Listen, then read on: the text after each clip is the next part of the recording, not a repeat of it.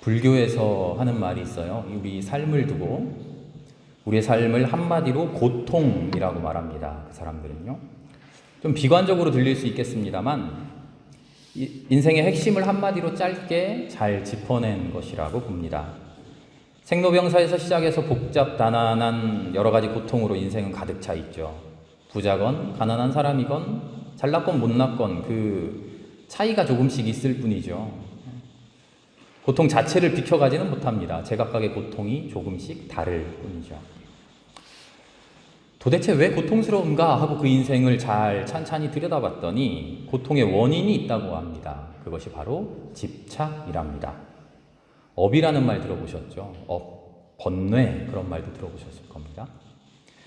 삶에 대한 올바른 깨달음이 없어요. 그래서 아무것도 아닌 것에, 헛된 것에 집착하죠. 돈만 있으면 될 것 같아.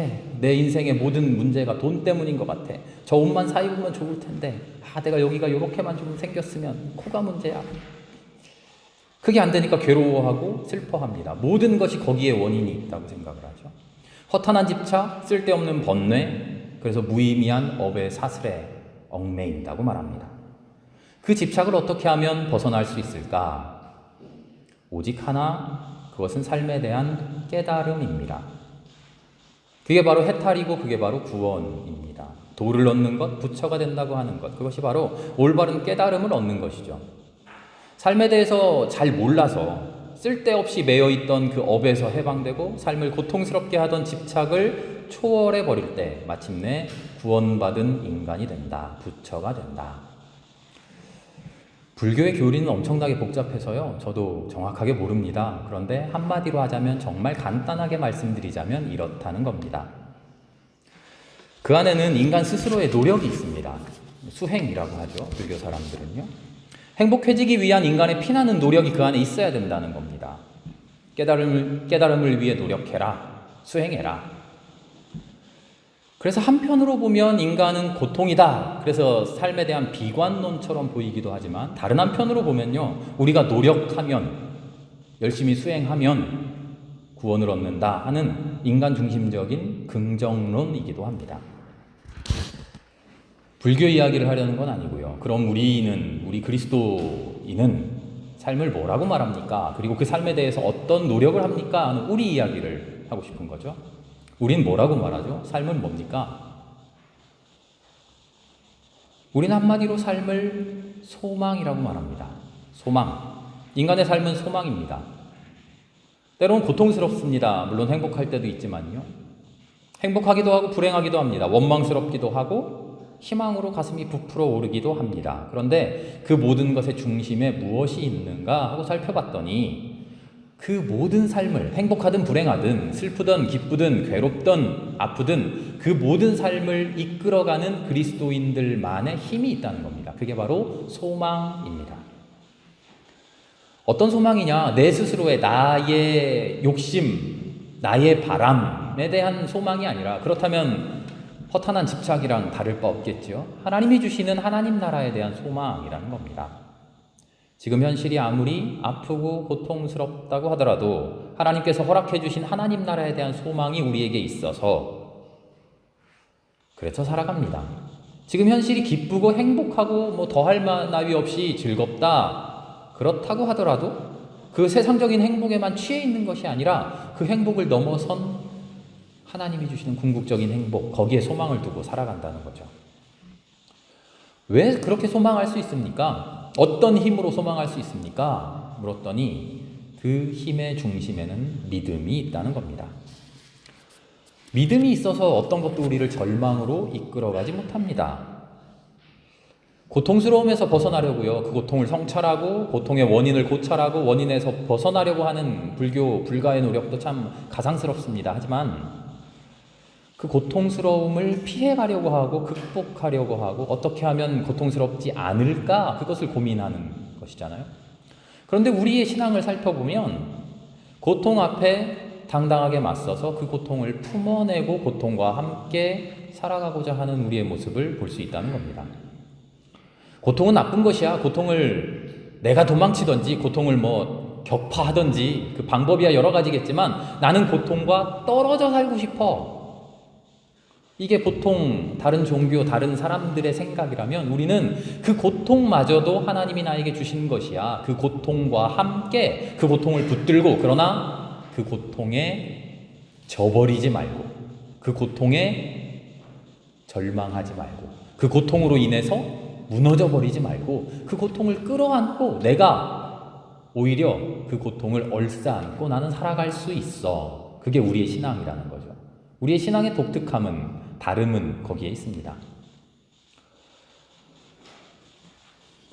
나를 고통스럽게 해? 세상에 이런 수많은 고통이 있어? 그래, 고통스러워. 나도 인간이니까. 그러나 그 고통이 나를 온전히 사로잡을 수는 없어. 나를 사로잡고 있는 것은 하나님이야.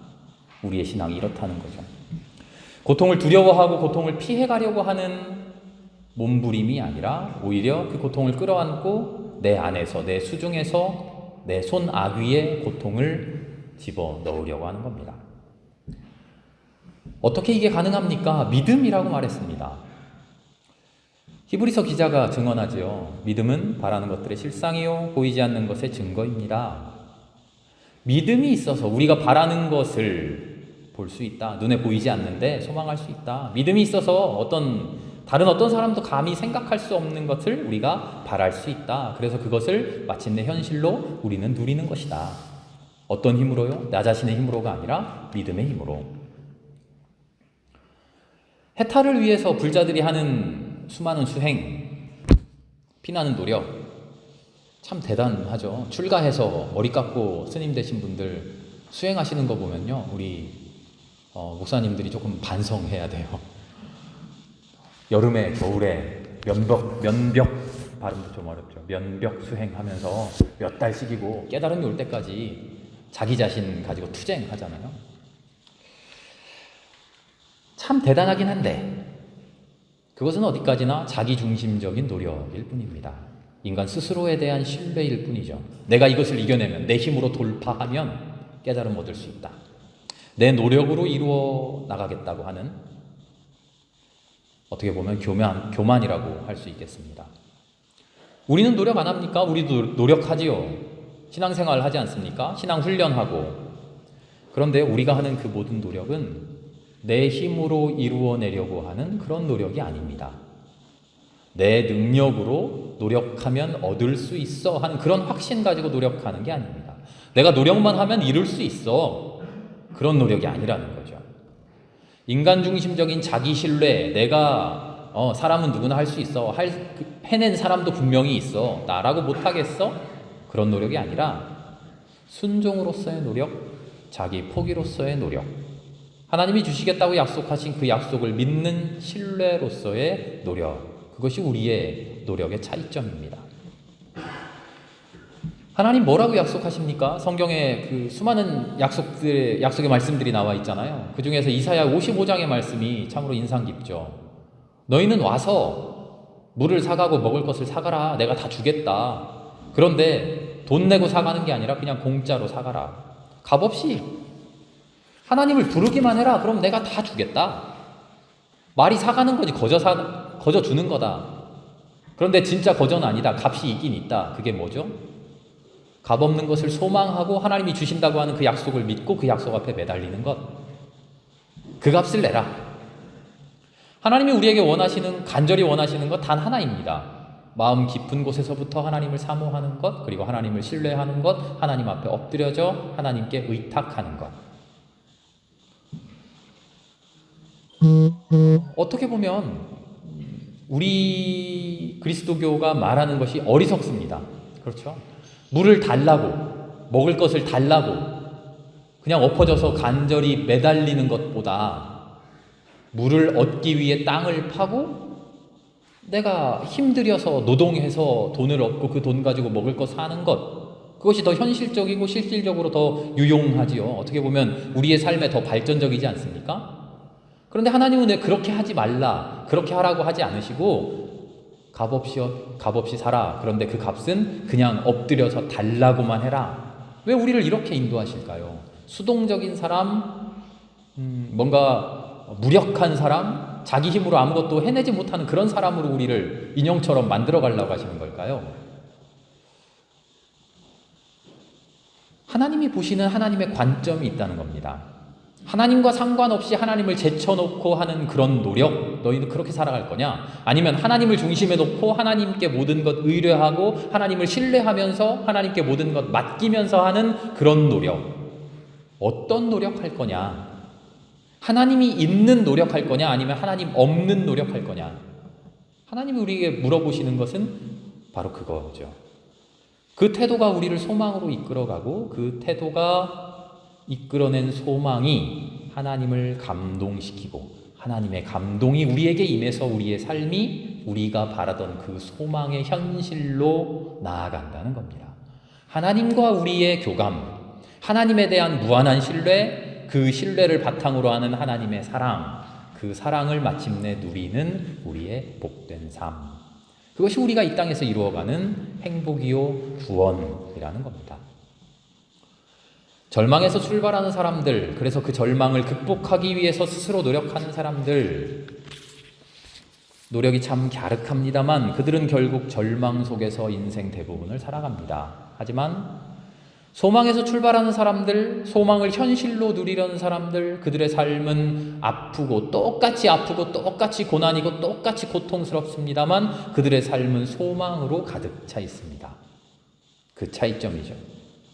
물론 냉정하게 우리의 삶을 돌아보면요, 아무것도 달라지는 것 별로 없어요. 이룬 것 없어요. 우리의 삶이 막 확 바뀌고 그러지 않아요. 아무것도 이루어진 것 없지만 이미 모든 것이 이루어진 것처럼 사는 삶. 약속의 선취라고 합니다. 선취. 먼저 선자, 취할 취자죠. 먼저 얻었다. 먼저 받았다. 루터의 말처럼 우리는 죄인이지만 이미 구원을 받은 사람입니다. 죄인이지만 동시에 구원받은 사람입니다. 우리는 절망의 세상 속에 있으나 이미 소망을 누리는 사람들입니다. 절망의 세상 속에서 절망에 빠져서 절망에 허우적거리면서 절망을 벗어나기 위해 허탄한 노력 끊임없이 하는 그런 사람이 아니라 절망에 빠져 있으나 소망을 살아가는 사람이라는 거죠. 절망 속에서 하나님께 모든 것 의탁하고 하나님께 맡기고 하나님이 주시는 그 행복을 누려가는 사람이라는 거죠. 그런데 이런 신앙이 우리에게 있고 그런 소망으로 살아가는데도 우리의 삶을 냉정하게 나의 삶을 들여다보면 아직도 절망이 있잖아요. 그렇죠? 아직도 고통이 있잖아요. 왜 그럴까요? 우리의 삶은 소망이고 우린 소망으로 살아가고 그 소망으로 인해서 하나님 우리에게 은혜 주신다고 했는데 왜 그 고통이 없어지지 않는가? 왜 그 고통은 끝까지 남아있는가? 우리가 절망하고 고통받는 이유는 믿음이 없어서입니다. 이 말을 오해하시면 안 돼요. 믿지 않아서 그렇다. 절망이 있는 것은 너의 믿음이 잘못됐어. 믿음이 좀 부족해. 이 정도 돼야 되는데 아직 이 정도 수준밖에 안 돼. 그런 이야기가 아니에요. 지금껏 믿어왔던 거 다 가짜야. 잘못 믿었어. 그런 말씀이 아닙니다. 하나님을 믿는 믿음, 그 믿음과 그 믿음에 근거해 살아가는 우리의 삶 사이에 간격이 있다는 겁니다. 우리 믿음 정확하게 가지고 있어요. 올바른 믿음, 제대로 된 믿음 가지고 있어요. 흔들리지도 않아요. 굳건한 믿음이에요. 그런데 그 믿음이 내 삶과 아직 하나 되지 못했어요. 일치되지 못했어요. 믿음은 믿음대로 그대로 있고 우리의 삶은 내 삶대로 살아간다는 겁니다. 그러면서 나의 믿음을 돌아봐요. 아무리 돌아봐야 잘못된 게 없어요. 제대로 믿고 있으니까요. 문제는 어디에 있느냐? 그 믿음과 삶이 하나 되지 못하는 데에 있어요. 연결되지 못한다는 겁니다. 예레미야가 바로 그 간극을 두고 절망하고 간절하게 외치고 있는 겁니다. 예레미야의 애가가 바로 그거죠. 삶의 고통과 아픔으로 가득 차 있습니다. 에카, 에카. 슬프다, 슬프다. 히브리어로 에카인데요. 우리말로도 에가예요. 참 절묘하죠. 예레미야가 에가고 말해요. 슬프다, 슬프다. 왜 슬퍼요? 처음에는 신앙이 없는 것을 슬퍼하는 것 같은데요. 천천히 읽어보면 아니에요. 신앙이 있어요. 우리에게 신앙이 가득한데 그 튼튼한 단단한 신앙 가지고 하나님 앞에 매달리는데 그런데 계속 슬프다는 거예요. 왜 그럴까? 아픔이 깊어지니까 그 고통이 아픔이 하나님 때문 아니냐며 하나님 원망하기도 하는 그런 고통까지 우리를 인도해 갑니다. 왜 그럴까? 왜 그럴까? 그 고통에 대한 처절한 외침이 가득 차 있는데요. 21절부터 24절에 그 고통에서 벗어나오는 전환이 기록되어 있습니다. 21절에 이렇게 말합니다. 그러나 마음속으로 곰곰이 생각하며 오히려 희망을 가집니다. 마음속으로 곰곰이 생각하며 오히려 희망을 가집니다. 이 마음속으로 곰곰이 생각했다. 이 말이 조금 번역이 조금 아쉬워요. 내가 스스로 생각했다 그런 느낌으로 읽히죠. 그런데 사실 원문은요. 슈브 엘레브 마음으로 돌아갔다. 내 진짜 마음으로 돌아갔다는 겁니다. 가짜 마음, 하나님이 제외되어 있는 가짜 마음, 내 허위의식, 내 욕심과 욕망의 결정체인 나라고 하는 그 마음, 옹졸한 마음, 그 마음만 가지고 세상을 보고 그 마음만 가지고 사람을 보고 그 마음만 가지고 신앙하고 그 마음만 가지고 어떻게 노력해보려고 했더니 만족함이 없고 아프고 고통스러울 뿐이었는데 에카 슬프다 절망한 나머지 그러나 진짜 마음으로 돌아갔던 슈브엘레브 참 마음으로 하나님의 마음으로 돌아갔더니 내 마음으로 내 생각으로 해결하려고 했던 것 그 절망과 아픔 하나님 품에 안겼더니 다 해결돼 버린다는 거죠. 내 신앙은 신앙대로 두고요. 내 삶은 내가 알아서 하려고 하던 그런 삶. 하나님은 하나님이고 나는 나다. 신앙과 삶이 분리된 그런 삶이 아니라 내 마음속에 들어와 있던 하나님의 마음으로 돌아가 봐라. 그랬더니 그제서야 소망으로 바뀌더라. 인간적인 생각들, 인간적인 절망들, 고통들, 아픔들 오히려 그것이 나의 소망이 되더라. 우리가 삶을 소망이라고 말할 수 있는 지점이 바로 여기에 있습니다. 이 지점까지 우리가 오지 못하면요. 우리가 삶을 소망이라고 우리는 소망 가지고 살아갑니다. 소망을 있게 해주는 것은 믿음입니다. 나에게는 믿음이 있습니다. 그 믿음 보시고 하나님 우리에게 은혜 베풀어 주십니다. 했던 모든 이야기가 다 물거품과 같습니다. 바로 이 지점까지 오지 못하면요. 소망하고 믿고 바라고 하나님과 하나 되는 것이 내 마음으로 이루어지는 게 아니라 내 안에 계신 참 마음, 슈브엘레브 그 마음 속으로 돌아가서 그 마음이 내 마음이 되어야 참 소망이 나에게 있고 그 소망으로 믿을 수 있게 되고 그 소망으로 구원받을 수 있게 된다는 거죠. 내 마음 가지고 아니라 하나님의 마음으로. 우리 지금 성령 강림의 계절을 보내고 있습니다. 성령을 받는다고 하는 것. 이런 겁니다. 우리는 가만히 있고 성령이 막 하늘로부터 비둘기와 같이 여기 앞에 비둘기 그림도 있는데요. 비둘기처럼 내려오고 내 마음이 막 뜨거워지고 불처럼 타오르고 내가 갑자기 확 성령 체험한다? 그런 것 소망하십니까? 아닙니다. 그런 소망, 물론 그렇게도 하나님 우리에게 임하실 수 있습니다만 그것만 소망하다가는 슈브엘레 참 마음으로 돌아가지 못합니다. 내 안에 계신 하나님의 마음, 그 마음을 간절히 찾아야 됩니다. 나는 나대로 하나도 변한 것 없으면서 나는 그대로 있으면서 하나님 나에게 성령 주십시오. 성령의 은혜, 충만한 은혜 있고 싶습니다. 백날 해봐야 그것 아니라는 말입니다. 나는 그대로 있고 갑자기 나에게 초능력이 생기고 내 소유가 불어나고 내 호주머니가 두둑해지고 그런 식의 성령 강림 아니라는 겁니다. 성령이 나에게로 오십니다. 그러나 내가 먼저 성령으로 들어가야 됩니다. 성령에게 나를 허락해야 됩니다. 슈브 엘레브 그 마음으로 돌아가야 됩니다. 누가복음의 말씀을 읽었잖아요. 부활하신 예수님께서 하늘로 승천하시기 전에 마지막 남기신 말씀이에요. 너희는 능력을 받을 때까지 이 성에 머물러 있어라. 이 성이 어디죠? 예루살렘 성이죠. 예루살렘 성이 무슨 특별한 대단한 장소여서 여기를 벗어나면 안 돼. 여기 떠나면 너희 성령 못 받아. 생명교회에만 있어야 돼. 뭐 그런 얘기 아니고요. 이 자리를 지켜라. 어떤 자리? 내 맘대로 내가 주인이 되어서 내 갈 길, 내 뜻대로, 내 멋대로 가는 그 삶을 멈추고 여기에 머물러라. 내 충동 일어나는 대로, 내 욕심 일어나는 대로, 내 욕망 일어나는 대로, 내 뜻대로 그 허위 가짜 마음 가지고 이렇게 저렇게 멋대로 가던 그 걸음을 멈추고 여기에 머물러라. 어디에요? 하나님이 주인 되는 이곳에. 언제까지? 능력을 입을 때까지. 능력을 어떻게 입어요? 하나님이 하늘에서 확 주셔요? 아니요. 슈브 엘레브, 이곳에서 머물러서 하나님의 마음과 합치될 때까지. 그렇게 하나님의 마음과 합치돼서 마침내 이게 소망이구나. 이게 믿는 거구나. 이게 소망 가지고 살아간다는 게 이거구나. 그런 깨달음 올 때까지, 그 깨달음의 능력을 입을 때까지 수동적인 사람 되어서 성령이 나를 주장하시도록 머물러라. 그래야 성령의 사람이 된다.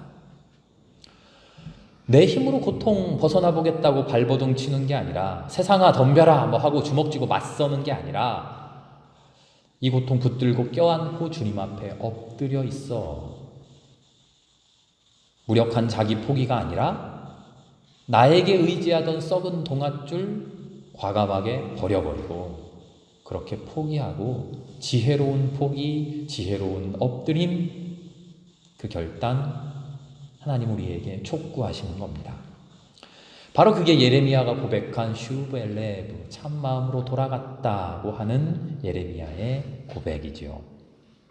성령 속으로 들어가려면 내 모든 것을 포기해야 됩니다. 그렇게 돌아가면 자연스럽게 헛된 것들은 주님 안에서 다 아무것도 아닌 게 돼요.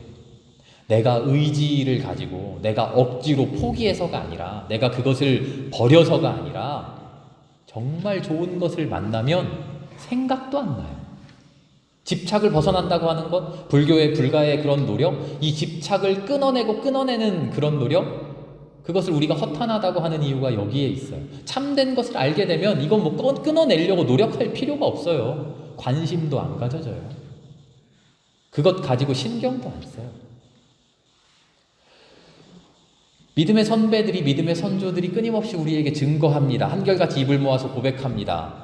이 고난의 세상이, 이 고통의 일생이, 아픔의 순간들이 아프지만, 슬프지만, 힘들지만 그 힘든 것이 사라지는 게 아니라 그 힘든 중에도 복되고 즐겁고 감사하다는 겁니다. 내 마음속에 소망이 충만하다는 거죠. 그 소망 붙들고 힘든 건 힘든 대로 감싸 안으면서 하나님 보여주시는 그 희망 찾아서 기쁘게 살아간다는 겁니다. 오늘도 주보에 지거 쾌더 신부님의 그림을 실었어요. 이 가톨릭 수사이신 화가이신데 무슨 장면인가요? 제자들의 발을 씻어주시는 그런 장면이죠. 우리 발은 고난의 삶을 살아가느라 다치고 멍들고 상처 있고 더러워져 있습니다. 주님께서 그런 우리 발 앞에 꿇어 앉으셔서 닦아주고 계셔요. 우리는 하나님 앞에 모든 건 내려놓는다. 하나님 앞에 엎드려진다. 하나님 앞에 꿇어서 내 것을 다 내려놓는다. 그렇게 말하는데요. 사실은 하나님께서 오히려 우리 앞에 더 많은 것을 내려놓고 계십니다. 하나님께서 우리 앞에 더 많은 것을 포기하고 계세요. 하나님께서 우리 앞에 더 많은 것을 내려놓고 꿇어 엎드리고 앉아서 간절하게 우리의 발을 어루만지고 계셔요.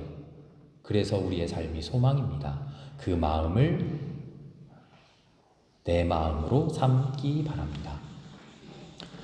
우리는 지금 어디쯤 있습니까? 우리의 삶이 어디를 걸어가는 중입니까? 고통, 아픔, 고난 중을 걸어갑니까? 아니면 소망과 즐거움을 걸어갑니까? 그렇게 걸어가는 그 발, 나 스스로 주물르며 힘들어 하십니까? 아니면 주님께서 어루만져 닦아주고 계십니까? 성령으로 소망의 삶을 살아가는 저와 여러분 모두가 될 수 있기를 기도합니다. 그 아픈 괴로운 삶의 길을 주님께서 내 앞에 엎드리셔서 내 발을 어루만지시고 쓰다듬어 주고 계십니다. 주님의 마음과 하나 되어서 슈브엘레 그 마음으로 돌아가서 마침내 주님 주시는 소망으로 가득 찬 성령 강림의 삶을 우리 모두가 살아가기를 소망합니다. 함께 기도하겠습니다.